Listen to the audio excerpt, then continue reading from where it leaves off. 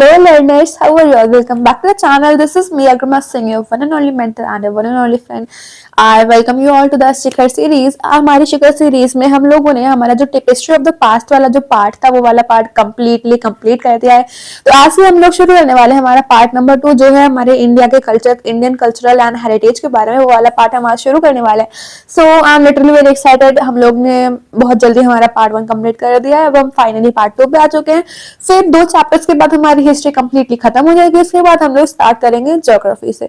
So I hope तुम लोग ने, मैंने जो तुम लोग को होमवर्क दिया हो वो सब होमवर्क कंप्लीट कर लिया हो। तुम लोगों ने मोहनजोदारो वाली मूवी देखी थी भाई? अगर तुम लोग ने मूवी नहीं देखी है ना तो तुम लोग वो मूवी देख लेना, क्योंकि उस मूवी के बाद तुम्हें कंप्लीटली कनेक्ट हो जाएगा, पूरा A to Z सारी चीजें कनेक्ट हो जाएंगी इंडस वाली सिविलाइजेशन वाली। तो प्लीज प्लीज उस मूवी को देख लेना। और जैसे कि हम हर वीडियो में बोलते हैं, मेरे अकेले के पढ़ाने से कुछ नहीं होगा। मैंने पढ़ा दिया, तुमने पढ़ लिया, बट तुम्हें अपने आप से खुद सेल्फ स्टडी भी करनी है। तो सेल्फ स्टडी के लिए तुम अपनी बुक्स पढ़ सकते हो। अभी तक हमने 3 चैप्टर्स कंप्लीट करे। तुम्हारे स्कूल की जो भी बुक हुई हो उनमें टॉपिक्स तो सेम होंगे, तो तुम टॉपिक्स देखो, उन टॉपिक्स को पढ़ो और अच्छे से अपने समझ लो। अगर तुम्हें बुक नहीं है तुम्हारे पास तो हम तुम्हें डिस्क्रिप्शन में नोट्स की लिंक दे देते हैं, तो तुम वो नोट्स देख सकते हो। बट प्लीज रिवाइज करो अपनी तरफ से, ठीक है? तो बिना फालतू की वगैरह करके हम अपने वीडियो को शुरू करते हैं। स्टार्ट करने से पहले सब्सक्राइब कर देना चैनल को और इस वीडियो को लाइक कर देना, क्योंकि सॉरी, क्योंकि जब तुम लाइक और सब्सक्राइब करते हो तो मुझे बहुत अच्छा लगता है। लाइक मुझे मोटिवेशन आती है कि हाँ भाई बच्चे देख रहे हैं, बच्चों को मेरा जो कंटेंट है वो अच्छा लग रहा है। तो प्लीज सब्सक्राइब कर देना चैनल को और वीडियो को लाइक कर देना। चलो अब स्टार्ट करते हैं। देखो यहाँ per hour cultural heritage and knowledge tradition, ये हमारा पार्ट 2 है। बेसिकली पार्ट 1 हम लोग ने टेपेस्ट्री ऑफ द पास्ट वाला पार्ट हम लोग ने कंप्लीट कर दिया था। ये वाला है हमारा पार्ट नंबर 2। तो इसमें जो हमारा चैप्टर है, चैप्टर का नाम है India's cultural roots. India's cultural root हमारे इस चैप्टर का नाम है। जो हमारा कल्चर है, कल्चर इस जो एक कोट है, हम लोग को स्टार्टिंग में हर चैप्टर के स्टार्टिंग में कोट दिया रहता है। तो उस कोट में लिखा हुआ है कि इंडियाज कल्चरल रूट्स, तो जो कल्चर है, कल्चर को ग्रेटेस्ट वेल्थ ऑफ ऑल बताया गया है। जो हमारा कल्चर है, कल्चर को बोला है greatest wealth of all, wealth of true knowledge. हमारा कल्चर जो है, हमारा कल्चर सॉरी जो हमारा कल्चर है हमारा वेल्थ ऑफ ट्रू नॉलेज।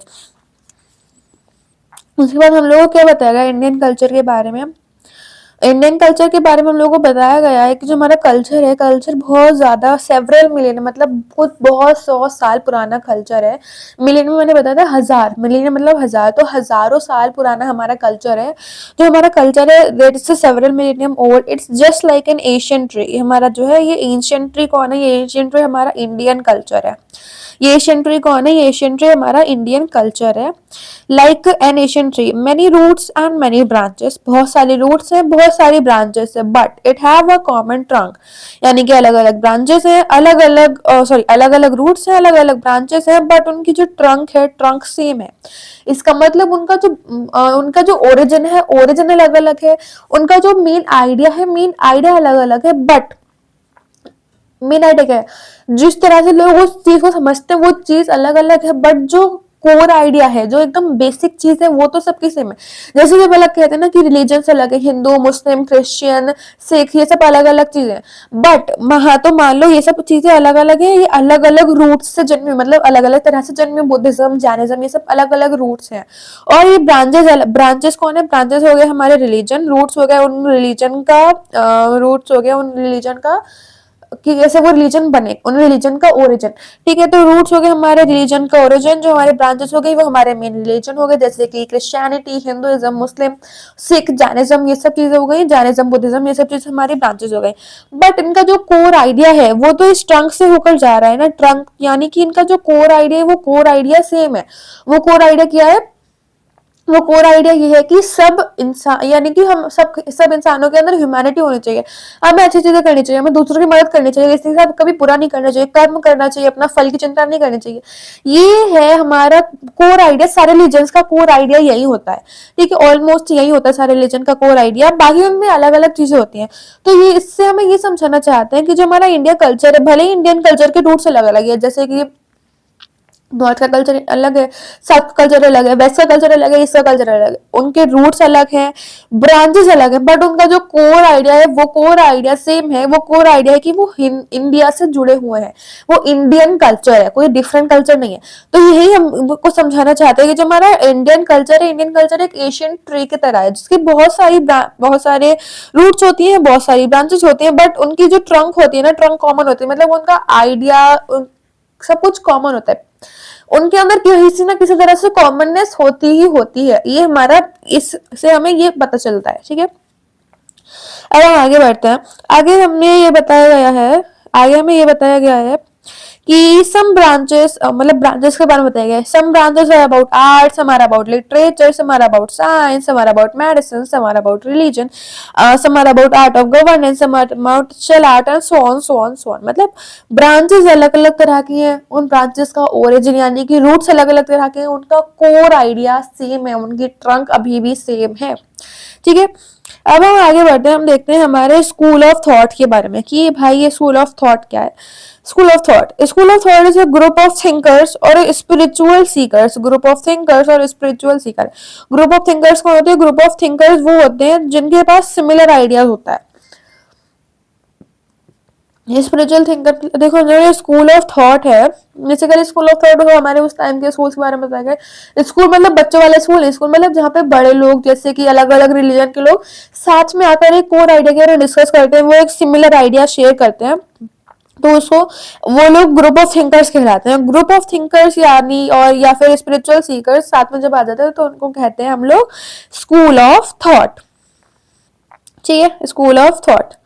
अब आगे देखते हैं, हमारे पास आगे है यहाँ पर the core root and evolution. The core root of evolution Many archaeologists say that some of the India's cultural roots go all the way to Indus Valley Civilization। जैसा कि मैंने लास्ट वीडियो में बोला था कि भले हमारी इंडस वैली सिविलाइजेशन खत्म हो चुकी है, इंडस वैली सिविलाइजेशन कंप्लीटली खत्म हो चुकी है, पर उसका जो कोर आइडिया है ना वो अभी भी एग्जिस्ट करते हैं किसी न किसी तरह से। अलग अलग कल्चर में हम देख सकते हैं कि किसी न किसी तरह से कहीं ना कहीं से वो बेसिकली कनेक्ट होगा इंडस वैली सिविलाइजेशन, यानी कि हमारी हड़प्पन सिविलाइजेशन। तो यही चीज यहाँ पे लिखी है, archaeologists say that some of the India's cultural roots go way down to the Indus Valley civilization।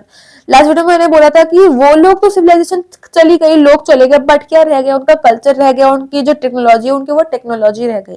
Same यहाँ पे हमें पता चल रहा है कि जो इंडिया का कल्चर है, इंडिया का culture go all the way around the Indus valley civilization. Many school of thought emerge later। जो हमारा इंडस्ट्रियल सिविलाइजेशन के बाद many school of thought emerge in India। They have shaped India into a country with a unique personality। बहुत सारे अलग अलग school of thoughts emerge, मतलब बहुत सारे अलग अलग लोग जिनके सिमिलर आइडियाज थे वो साथ में आए, उन्होंने उस ग्रुप को एक नाम दे दिया स्कूल ऑफ थॉट्स। फिर जो स्कूल ऑफ थॉट्स है, उस स्कूल ऑफ थॉट ने क्या करा? स्कूल ऑफ थॉट ने इंडिया को एक कंट्री में शेप करा और इंडिया को खुद की एक यूनिक पर्सनालिटी दी। तभी आज भी हमारा इंडिया पूरे वर्ल्ड में फेमस है। क्यों? क्योंकि उसके कल्चर के बारे में, उसकी यूनिटी के बारे में, उसकी यूनिटी के लिए और उसके जो कल्चरल हेरिटेज है उसके लिए। ठीक है, वो यहाँ पर वेदास। अब हम देखते हैं वेदास। जो हमारा हमने क्या पढ़ा यहाँ पर, एक मिनट, हमें यहाँ पर पढ़ा कि जो हमारा स्कूल ऑफ थॉट, जो हमारे स्कूल ऑफ थॉट्स है, तो some of the early school of thoughts were the Vedas. मतलब वो लोग पढ़ते क्या थे? तो वो लोग वेदों को पढ़ते थे। वेद सबसे पहले वेद लिखे नहीं थे, वेद सबसे पहले ओरली बोले जाते थे। तभी उस टाइम के लोगों की मेमोरी बहुत तेज थी, क्योंकि वो लोग ओरली बोलते थे और सुनते थे, उनको सब याद रहता था। फिर वो अपने जो आगे आगे जाकर टीचर बताते अपने बच्चों को, वो ओरली बोलते थे, वो भी सुनते थे। फिर बहुत सालों के बाद जाकर ये चीजें लिखी गई है, स्टार्टिंग में चीजें नहीं लिखे गए थे। इसीलिए तो हम लोग आज भी एशियंट वैदिक टाइम के जो मेमोरी ट्रिक्स होते हैं वो हम लोग फॉलो करते हैं।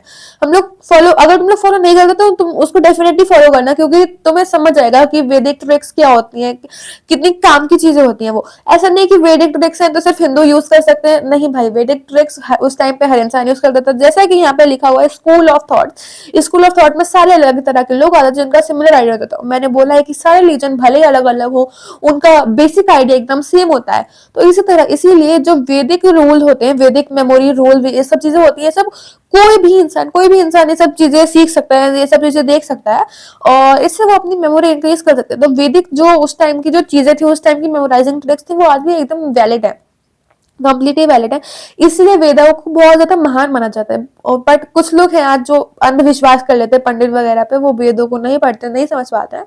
तो आज हम उन्हीं वेदों के बारे में जानेंगे जिनकी वजह से इतनी लड़ाई होती रहती है, जी इतनी सारी बड़ी बड़ी चीजें होती रहती हैं, बहुत लोगों की जान जा चुकी है वेदों की वजह से। वेदों की इसमें कोई गलती नहीं, इसमें गलती इंसानों की, जिन्होंने वेदों की जो इन्फॉर्मेशन है उसको अपने आप से ही कुछ ना कुछ एक्सवाइजी गलत इन्फॉर्मेशन बना दिया है और बोला है कि भाई ऐसा तो हमारे वेदों में लिखा है, वेदों की गलती है।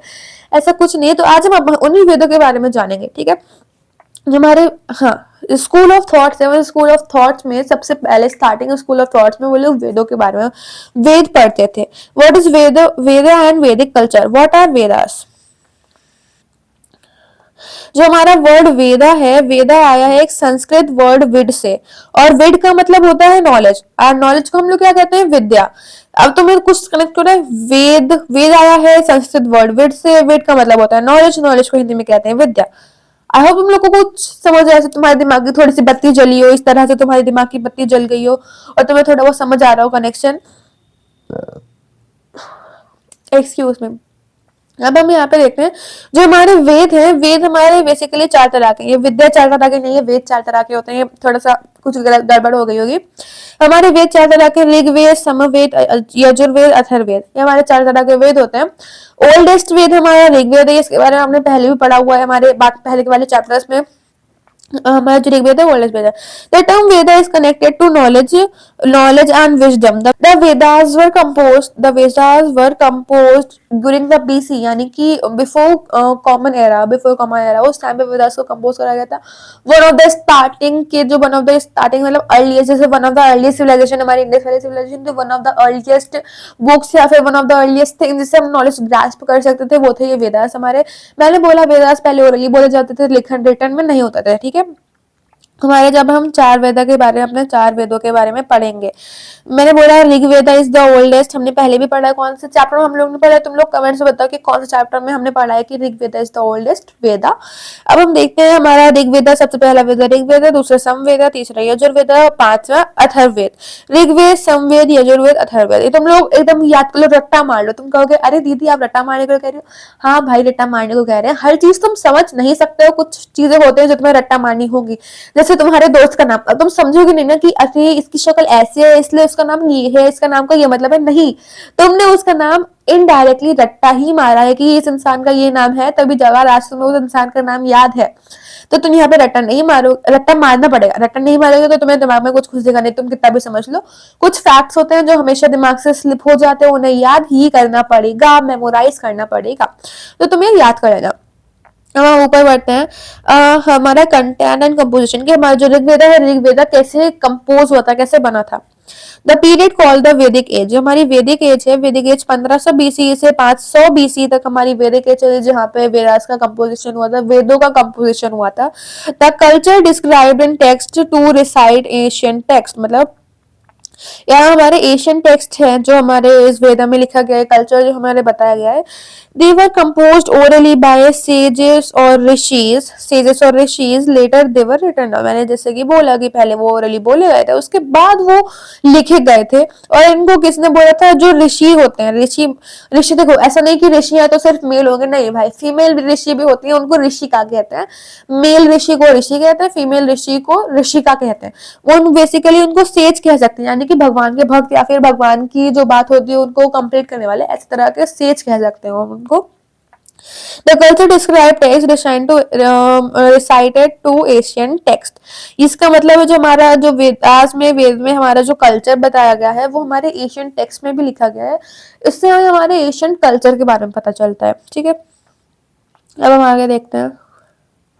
आगे हमारा मोस्ट वेदों के बारे में जानेंगे, वेदों के बारे में हम और ज्यादा डिटेल में जानते हैं। मोस्ट एशियन टेक्स्ट, वेद में जो है वेद हमारा मोस्ट एशियन टेक्स्ट था, केवल इंडिया का मोस्ट एशियन टेक्स्ट नहीं था, पूरे world wide most Asian text है Vedas.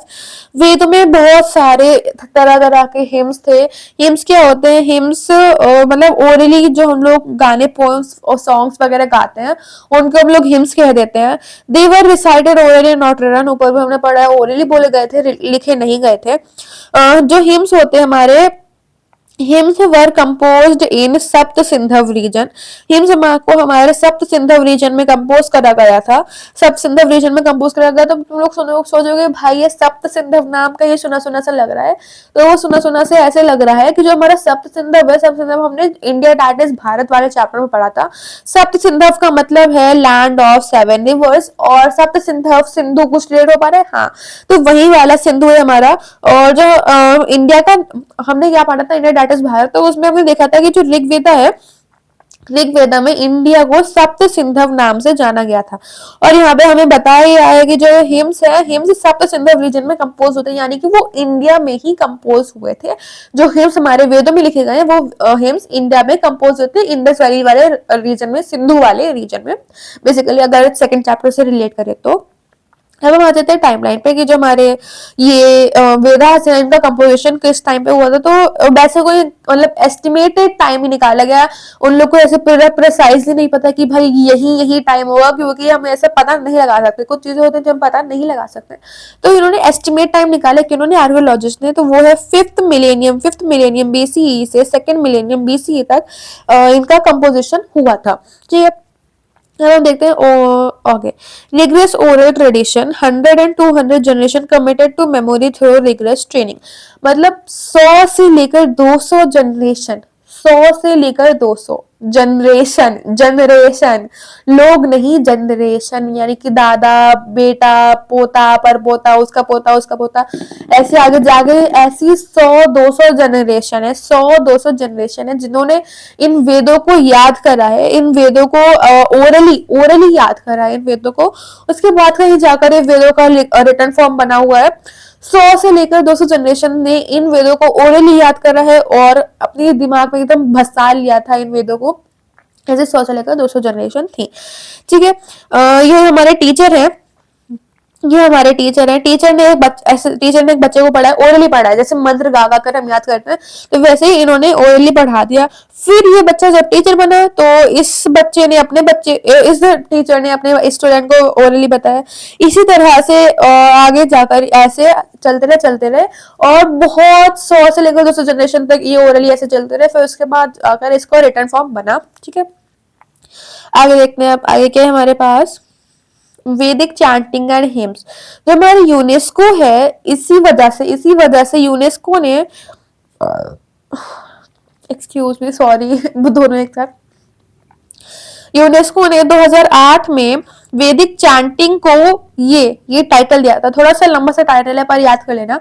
A masterpiece of the oral and intangible heritage of humanity. Again, a masterpiece of the oral and intangible heritage of the society, यानी कि जो हमारी orally हम लोग जो बोलते हैं और ऐसी हेरिटेज जो कभी मतलब खत्म नहीं करी जा सकती, उस हेरिटेज, ह्यूमैनिटी की ऐसी हेरिटेज है हमारी वैदिक चैंटिंग, यानी कि बहुत बड़े लेवल का स्टेटस दिया गया था। तो हम अभी के लिए इतना समझ लो, मतलब उन्होंने बोला था ओरल चैंटिंग के लिए जो हमारे वैदिक चैंटिंग है उसको उन्होंने ये टाइटल दिया, masterpiece of oral and intangible heritage of humanity. तो हम अपने वैदिक हिम्स को देखते हैं। वैदिक हिम्स, मैंने जैसे बोला, Vedic hymns was composed by rishis and rishikas. Rishis हमारे जो है ऋषिज मेल सेज होते हैं और जो ऋषिका होती है वो फीमेल सेज होती है। They were composed in early forms of Sanskrit language, मतलब अभी जो हम संस्कृत, तुम लोग जो स्कूल में संस्कृत पढ़ते हो वो वाली संस्कृत नहीं, एकदम early form of Sanskrit, starting में जो संस्कृत थी वो वाली Sanskrit. Addressed in poetical form to many deities, मतलब पोएम्स के फॉर्म में उन्होंने बहुत सारे डेटीज के बारे में लिखा हुआ है। कौन कौन से डेटीज है उसमें, इंद्र, देव, अग्नि, वरुण, मित्र, सरस्वती, उषा। ये सब अलग अलग डेटीज हैं, डेटीज मतलब भगवान, इन सब भगवानों के बारे में वेदों के अंदर लिखा गया है। जब ये भगवान डेटीज प्लस सीड्स यानी कि सेज यानी कि ऋषि ऋषिकास, डेटी भगवान जब इन ऋषि ऋषिकाओं के साथ मिल जाते हैं तो फिर देन दे सस्टेन रितम, तब वो सच्चाई को प्राप्त कर लेते हैं, सच्चाई को प्राप्त कर लेते हैं। और वहां पे एक प्रॉपर ऑर्डर ले आते हैं, प्रॉपर ऑर्डर मतलब ऑर्गेनाइजेशन एडमिनिस्ट्रेशन ले आते हैं, कहाँ पर ह्यूमन लाइफ के अंदर भी और कॉस्मोस के अंदर भी एक पूरा प्रॉपर ऑर्डर आ जाता है, पूरा प्रॉपर एडमिनिस्ट्रेशन अगर फॉर्म में आ जाते हैं ह्यूमन लाइफ और कॉस्मोस। यानी कि बेसिकली मोक्ष वाली चीज है, मोक्ष वाली चीज यहाँ पर कुछ हाई लेवल की इंग्लिश में लिखी गई है, मोक्ष वाली चीज है यहाँ पर। जब भगवान और जो हमारे ऋषि ऋषिकास है दोनों साथ में मिल जाते हैं, यानी कि परमात्मा आत्मा जब साथ में मिल जाती है तब उसको मुक्ति मिल जाती है, मोक्ष मिल जाता है, भगवान के पास जाएगी वो चली जाती है। इस पूरे पुनर्जन्म जन्म रीबर्थ बर्थ डेथ सबके चक्र से वो मुक्त हो जाती है। बस इस चीज को यहाँ पे इंग्लिश में लिख दिया गया है। When deities meet the seers, they form a they make a sustained truth. They make a sustained truth and order in human life and in the cosmos. इसका मतलब है जब वो हमारे deities सेज या फिर सीर दोनों एक ही बात है, सेज या सीर दोनों एक ही बात है, जब हमारे डीटीज सेज के साथ मिल जाते हैं तब वो बनाते हैं एक सस्टेन्ड ट्रुथ, मतलब एक कभी ना हटने वाला सत्य, कभी ना मिटने वाला सत्य, सस्टेन्ड ट्रुथ। और ह्यूमन लाइफ और कॉस्मोस में वो एक ऑर्डर, एक एडमिनिस्ट्रेशन, एक रिदम ले आते हैं। ठीक है, इतना था। The early rishis and ऋषिकास saw those god and goddesses as one, not separate beings। मतलब जो हमारे ऋषिज और ऋषिकास थे वो भगवान को इंसानों की तरह देखते थे, ये नहीं देखते थे कि भगवान भगवान है, जैसे आज हम देखते हैं कि अरे भगवान ये भगवान वो भगवान जी, एकदम बहुत अलग ही लेवल का इंसान बना, अलग ही लेवल बना दिया हमने भगवान का। बट जो हमारे पहले के ऋषिज और ऋषिकास थे वो भगवान को कुछ अलग नहीं मानते थे, कहते थे ये तो हमारी तरह इंसान है। तुमने श्री राम की कहानी सुनी है, श्री कृष्ण की और महाभारत सुनी है, तो वो सब भगवान थे, बट स्टिल कौन से मनुष्य रूप में थे, मनुष्य के साथ रहते। सेम ये चीज है कि जो ऋषि और ऋषिका थे उस टाइम पे वो भगवान को मनुष्य की तरह ही मानते थे, वो मनुष्य से अलग नहीं मानते थे। ठीक है, आगे देखते हैं हमारा। हाँ, ये हमारी जो बुक है, हमारी बुक में एक वर्स दी हुई है जो कि वेदों से उठाई गई है। एकम सत्य विप्रा बहुधा वदंती, यानी कि जो हमने ऊपर लाइन पढ़ी, ये वाली जो हमने पढ़ा कि जो अर्ली ऋषि और ऋषिकास हैं उन्होंने they saw god and goddesses as one not separate beings, तो ये चीज हमें यहाँ पर बताई गई है। इस वर्स से इस चीज का प्रूफ मिलता है। ये वर्स क्या कहती है, एकम सत विप्रा बहुधा वदंती, यानी कि द एग्जिस्टेंट यानी कि the supreme reality is one but sages it gives it many name. जैसे कि मैंने बोला भगवान परमात्मा एक ही है, उसको अलग अलग नाम दे दिए गए हैं। किसी ने उनको अल्लाह बोला है, किसी ने शिव जी बोला है, किसी ने कृष्ण जी बोला है, किसी ने जीसस बोल दिया, किसी ने बुद्ध बोल दिया है, बहुत सारे अलग अलग नाम है। यानी कि जो हमारी सुप्रीम रियलिटी है ना, सुप्रीम रियलिटी केवल एक है बट उसके नाम अलग अलग है। ये हमारी चीज है। अब हम आते हैं कुछ इंपॉर्टेंट चीजों के बारे में जो हमारी वेदों में लिखी गई है। वो इंपॉर्टेंट चीजें क्या है, एक सच्चाई, इंपॉर्टेंट चीज का सबसे पहली चीज truth is another name for God, यानी कि सच्चाई हमेशा एक ही होती है, भगवान का दूसरा नाम ही है सत्य। तभी सब लोग कहते हैं कि सत्य की राह पर चलना चाहिए। तो ट्रुथ है हमारा, जो हमारे पहली वैल्यूज, इंपॉर्टेंट वैल्यूज हमारी जो वेद में बोली गई, तो स्टार्टिंग में सबसे पहली वैल्यू जो है वो है ट्रुथ। और जो लास्ट वैल्यू जो हमारे वेद के लास्ट वर्सेस में लिखी गई, यानी कि लास्ट कुछ जो हिम्स है उनमें बताई गई है, वो है unity among people. Truth is another name for god और दूसरी unity among people. Come the great call to unity, यानी कि ये भी हमारा एक वेदों में वो लिखा गया है।